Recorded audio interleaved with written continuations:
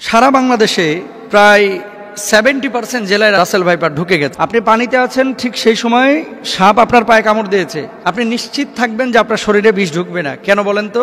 এই Russell viper বাংলাদেশে যেটা ছড়িয়ে পড়েছে, এই রাসেল ভাইপার 100 বছর আগেই কিন্তু বাংলাদেশে থেকে প্রায় বিলুপ্ত হয়ে গেছিল।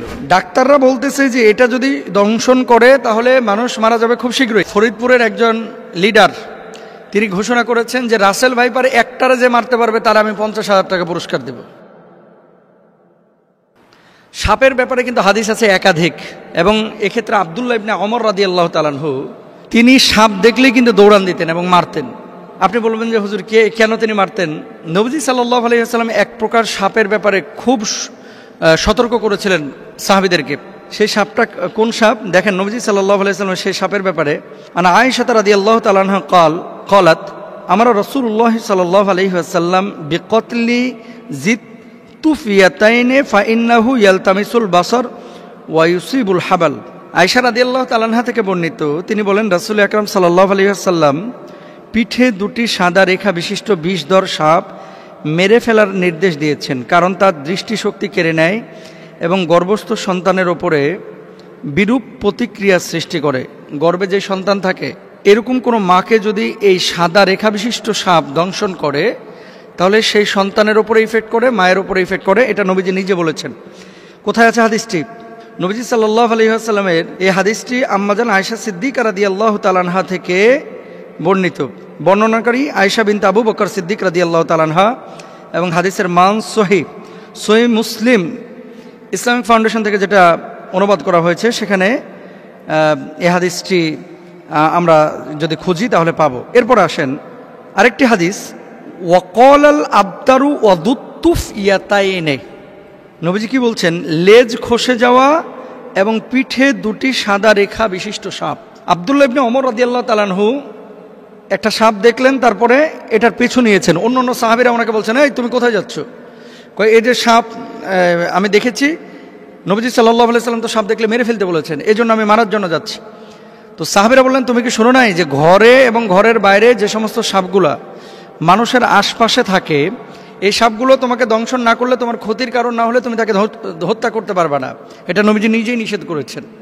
তাহলে কি এখান থেকে বোঝা যায় যে যেই সাপটা আপনার শরীরের জন্য ক্ষতিকর, আপনার জীবন বিনাশ করবে, সেই সাপকে আপনার হত্যা করতে হবে।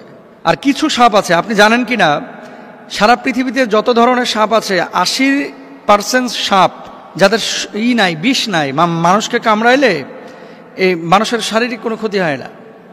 এবং সাপের একটা নেচার আছে, কিন্তু আপনি যতক্ষণ পর্যন্ত তারে খোঁচাখুচি না করবেন ততক্ষণ পর্যন্ত কিন্তু কামড়ায় না। খেয়াল করে দেখেন, ধরেন আপনার পাশ দিয়ে চলে যাচ্ছে, আপনাকে প্রথমে কিন্তু ছবল মারে না, এটা সাপের একটা বৈশিষ্ট্য।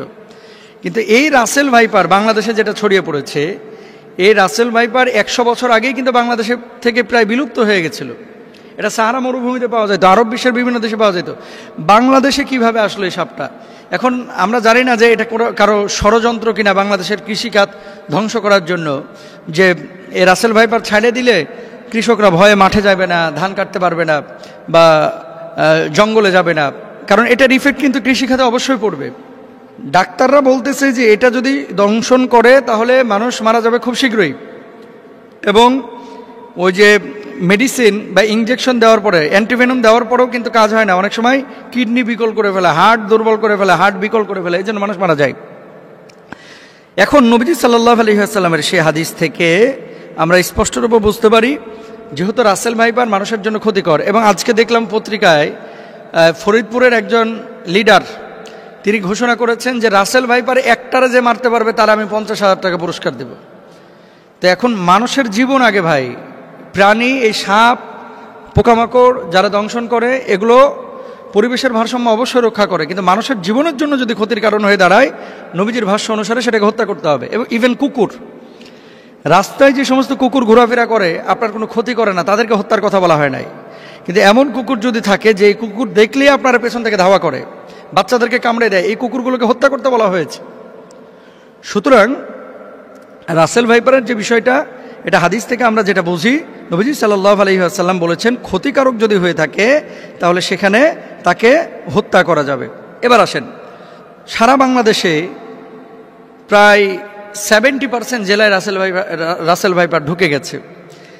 এখন সাপে কামড়াইলে বাংলাদেশে আমরা কিছু ভুল বা কুসংস্কার কাজ করে থাকি, যেগুলো আসলে চিকিৎসা বিজ্ঞানের আলোকেও অথেন্টিক না এবং কোরআন হাদিসের আলোকেও অথেন্টিক না। মনে রাখতে হবে, যখন কোনো বিষয় আপনার শারীরিকভাবে কোনো ক্ষতি করছে, প্রথমত আপনাকে কারণটা বের করতে হবে যে কী কারণে এটা হলো। সাপে কামড়াইছে, সাপে কামড়ানোর পরে এই বিষটা কিন্তু আপনার শরীরের মধ্যে ঢুকতেছে। এখন আপনি শরীরের মধ্যে বিষ ঢুকেছে, ওই জায়গাটা না বেঁধে আপনি নিয়ে গেলেন ওঝার কাছে। ওঝা কি করতেছে, ওই তদবির করতে করতে করতে করতে, আগে যেমন বাংলা সিনেমায় দেখা যাইতো ওই যে বিন বাজাইতেছে আর কাইটা যেই সাপটা দংশন করছে এ আবার উড়িয়া চুলাইতেছে একেবারে।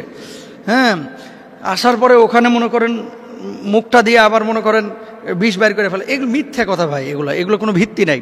তবে হ্যাঁ, নবীজি সাল্লাল্লাহু আলাইহি ওয়াসাল্লামের সাহাবীরা একটা কাজ করেছিলেন, সূরা ফাতিহা পড়ে ওই জায়গাটায় থুথু লাগিয়েছিলেন, তারপরে ওইটা বের হয়ে গেছিল। এর মানে এই না যে থুথু লাগাইলেই সাপের বিষ বাইরে হয়ে যাবে। কামড়াইছে রাসেল ভাইবার, আর আপনি নামাজ পড়েন না, রোজা করেন না, থুথু লাগাই দিতেছেন, থুতুকে ওখানে কপ ফেললেও কিন্তু বিষ বাইরে হবে না। এগুলো খেয়াল রাখতে হবে। তাহলে আপনার করণীয় কি? আপনাকে যাইতে হবে ডাক্তারের কাছে। আপনি ডাক্তারের কাছে যান, যাওয়ার পরে আপনি চিকিৎসা নেবেন। আর ওঝা, তারপরে বিন বাজানো, এই সমস্ত জিনিসগুলো অথেন্টিক যেহেতু না, যেই জায়গাটায় অথেন্টিক বা কারো কাছে এমন কোনো মেডিসিন থাকলে আপনি সেই জায়গাটায় চিকিৎসা নিতে পারেন। আবার আমাকে ভুল বুঝেন না, ঝাড়ফুঁক ইসলামে কিন্তু জায়েজ, কিন্তু কবিরাজির নামে এই যে বিন বাজাইতে বাজাইতে সাপকে দৌড়ায় নিয়ে আসা। আচ্ছা ভাই, সাপ এখানে কামড়ানোর পর কি বসে থাকে? বুঝছেন কথা? ধরেন কামড়াইলো উত্তরা 10 নম্বর সেক্টরে, সাপটা 10 নম্বরে কামড়ায়া ওই ভাসতে ভাসতে ভাসতে ভাসতে রাত্রে সফর করতে করতে টঙ্গী চলে গেছে। এখন আপনি এখানে বিন বাজাইতেছেন, ও টঙ্গী, সাপ আছে টঙ্গীতে, উত্তরা 10 নম্বর থেকে গাড়ির আওয়াজে সাপ বিনের আওয়াজ পাইবে কিভাবে?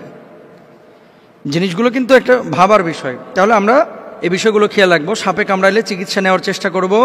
সাপে কামড়ানো জায়গায় তৎক্ষণাৎ পরিষ্কার করে ব্যান্ডেজ বা সুতির কাপড় দিয়ে ঢেকে দেব, এটা ডাক্তাররা বলছেন। এবং সেই জায়গাটায় রশি দিয়ে হালকা করে বেঁধে দিবেন, যাতে করে বিষটা উপরে যাইতে না পারে।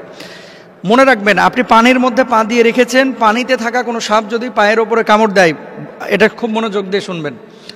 আপনি পানিতে আছেন, ঠিক সেই সময় সাপ আপনার পায়ে কামড় দিয়েছে, আপনি নিশ্চিত থাকবেন যে আপনার শরীরে বিষ ঢুকবে না। কেন বলেন তো? সাপটা যখন কামড় দেয়, বিষটা যখন এই তার দাঁত থেকে বা মুখ থেকে ছাড়ে, বিষটা ছাড়ার সাথে সাথে পানির সাথে মিশে ওই বিষটার শরীরের মধ্যে ঢুকে না। এই জন্য সাধারণত বিষধর সাপ পানির মধ্যে কামড় দেয় না।